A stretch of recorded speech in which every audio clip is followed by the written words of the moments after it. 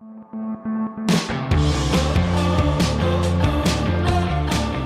all, I'm Jeremy Schwartz, and this is American Criminal.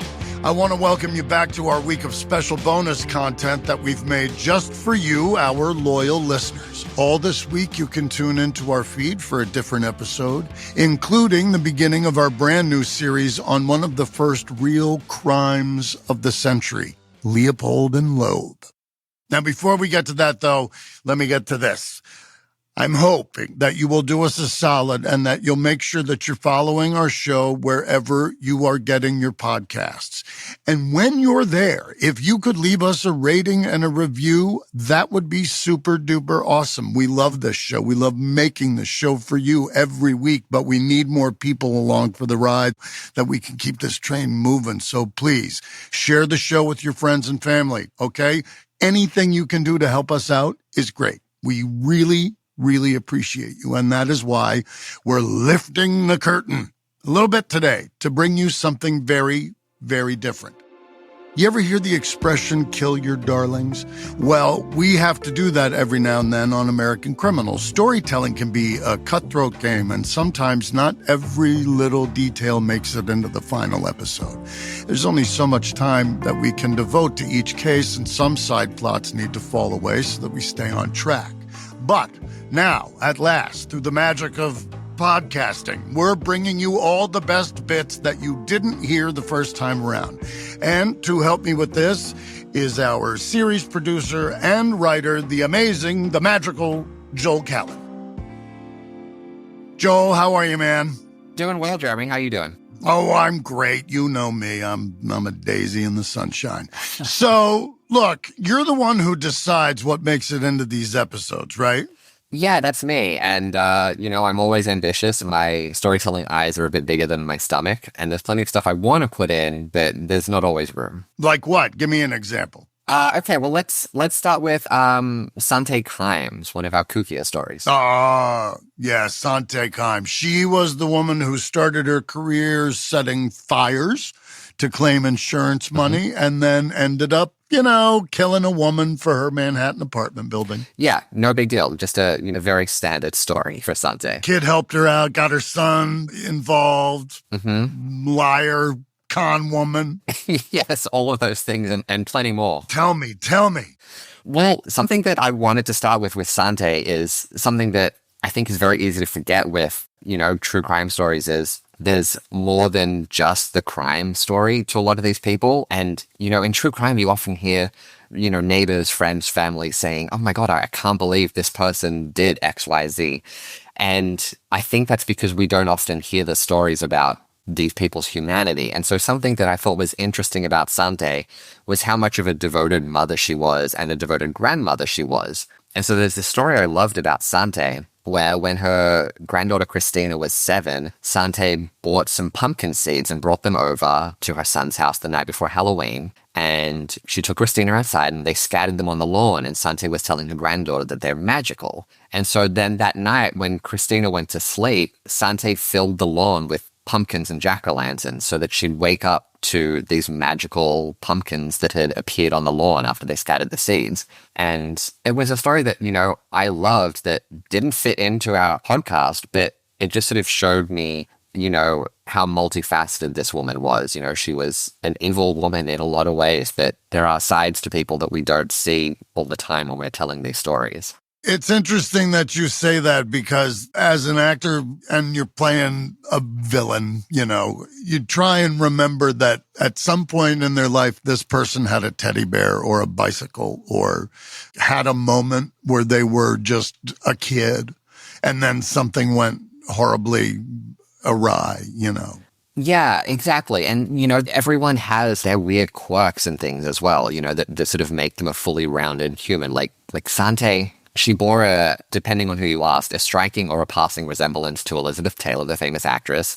And she loved hearing people call her Elizabeth Taylor. She loved hearing how much she looked like her. So she really played that up. And at least once she was mistaken for Liz at a restaurant and would agree to sign autographs pretending to be Liz. I was just about to ask, I forgot if she ever actually took that all the way to the mat and actually tried to pose as her. And you're right. Yeah, I do remember talking about her signing some autographs every now and again.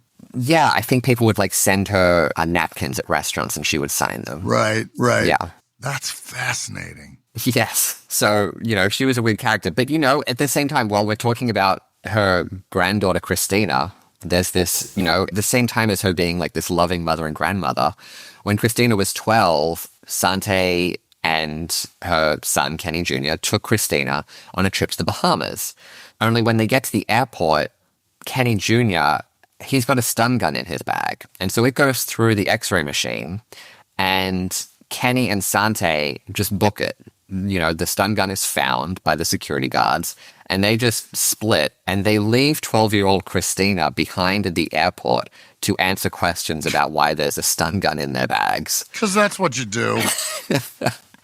So, like I said, multifaceted, but also evil. So, yeah. Oh, that's so bizarre. Okay, well, so bizarre to super bizarre. We got Sante Kimes. What else have you got? Okay, well, tell me, what do you remember about Henry Lee Lucas and Otis Toole? Oh, these guys. Well, I was actually a little kid in Texas when this was all happening with Henry Lee Lucas. So I have some very vague memories of it as a kid, but they claim to have killed hundreds of people. They fooled police all over the country. And of course, probably the most famous, tragic, terrible, awful thing to come out of it is that Otis Toole killed Adam Walsh in Florida. Yeah, all of that. Spot on. Perfect. So I'm glad you remember those details, because I want to start sort of towards the end of this story when Henry Lee Lucas is in custody. So the Texas Rangers have him, and they're leading this task force to close murder cases. And by this point, they are convinced that Henry is guilty. He's been able to sort of weave these tales of committing these crimes. And they have just sort of issued an open invitation to police departments around the country to come and interview Henry, because they believed him when he said that he'd killed, 100, 200 people. So this story gets really big, gets a lot of media attention. And the Texas Rangers actually allow a film crew from Japan to come and visit them to do a story on Henry. And this film crew was sort of shown around the office, and they're explaining the task force and, how the confessions work. And they bring Henry in to meet the crew and to shake hands with them. And it's so bizarre. If you see footage of it, it's like they're visiting dignitaries. They shake Henry's hand, they present him with a gift of a watercolor set. And, his handlers from the Texas Rangers are, sort of going like, open it, Henry. Like it's like he's a kid on Christmas morning. It's really bizarre. And then the Japanese filmmakers are sort of talking to Henry, and they're saying, they're sort of expressing that they're impressed with how many places he's visited around America and, by extension, how many places he's killed around America. And hearing that, Henry, who, might I remind you, did not have the highest IQ. No, he did not. Right. He hears, this praise, and he sort of doubles down. He's like, oh, well, I've killed in Japan as well. And the filmmakers sort of look a bit puzzled by that, and they tell him that we don't think you could have. You would have been caught by our police force. They're pretty good. And Henry sort of laughs at that. And the film crew, they sort of do what the police officers don't really do in this case, and they ask questions. And they say, well, how did you get to Japan? And Henry just sort of smiles and says that he drove to Japan. And that's kind of where it ended. The Texas Rangers watching this didn't sort of see him lie so boldly and think like, oh, hang on, this doesn't seem right. They didn't sort of realize that he was doing the same things the Japanese crew that he'd been doing to them for a while. They're so convinced he's guilty. They bought it hook, line, and sinker, and there was no way anyone was going to convince them otherwise.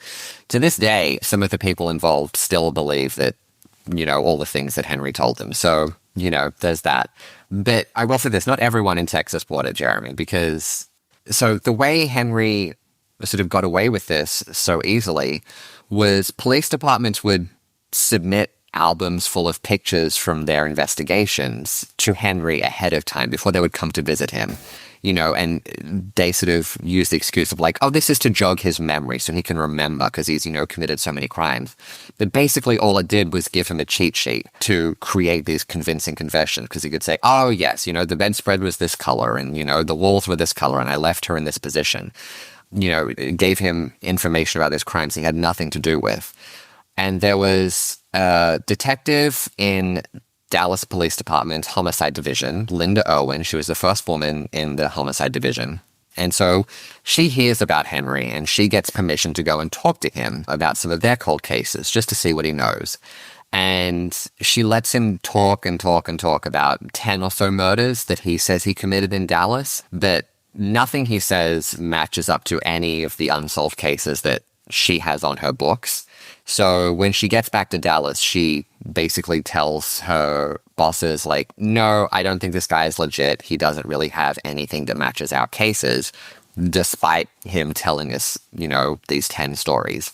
And so her bosses hear that and they kind of get their antenna up and they're like, well, this sounds weird that he told all these stories, but they don't match anything on our records. And so they tell Linda to put together a case file of completely fabricated details, including photographs from, an assortment of crimes, and sort of pitch it to him as just this one unified unsolved case, just to see what would happen. And so Linda felt kind of uncomfortable about that. She didn't really like playing this trick, but she did it because it's what she'd been told to do. And she lays all this evidence out on the table for him, and she lets him stare at it for a few minutes. And then she just lets him open his mouth, and he starts telling her how he committed this completely fictional crime. And at that point, she knew that everything he was saying was a lie. There was no way he could have done anything because it was all made up. Right. Was her ethical conundrum a coercion kind of thing? Because it was a crime, it was a fictional crime. So she wasn't getting him to confess surreptitiously to a real thing.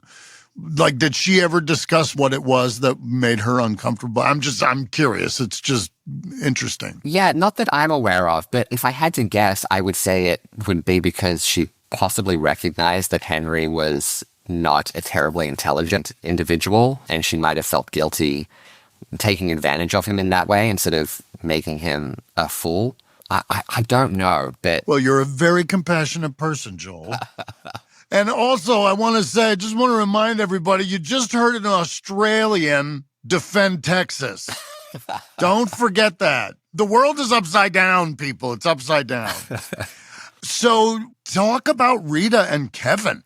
So we talked in our series on Henry and Otis, we talked about a lot of different crimes that were committed that they admitted to. One we didn't get to cover a lot of were the teenagers Rita Salazar and Frank Kevin, or as people knew him, Key. So they were on a date. They were on their way home from a movie in Austin on November 5th, 1978. And their bodies were found days later, and they were each shot several times with a .22 caliber weapon. But their bodies were found like many miles away from each other. So this crime went unsolved for a number of years, about 6 years, until 1984, when Henry was shown the details of the case and he confessed to murdering the teens. He was given, just a few details, and he started telling the Texas Rangers how he did it, saying he picked Rita and Kevin up when they were hitchhiking in Shreveport, Louisiana, which my American geography is not great, but I don't think Shreveport is walking distance from Austin. But maybe it is? No, it's a stone's throw, but I wouldn't walk there. Okay. So anyway, at that point, one of the characters from our series, Sheriff Boutwell, stops Henry and he corrects him. He doesn't say that Henry's lying, but just sort of says like, oh no, you're mistaken about that. You didn't pick them up in Shreveport, did you? You picked them up in Austin. And Henry's like, oh yeah, that's right. And so again, the Texas Rangers seem convinced by this confession. But when a grand jury is convened to hear evidence against Henry for the murders, they decide that they don't have enough evidence, and they decline to indict him on the murders. So it's not one of the murders that's, racked up and sort of added to Henry's rap sheet.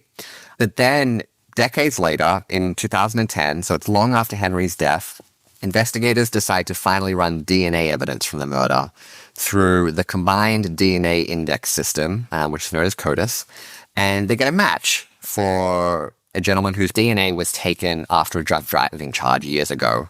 And they bring him the information on the crime and they say, we have the DNA of you, being here. And he finally pleads guilty to the murders and he's sentenced to 2 concurrent 40-year terms. So he's in prison.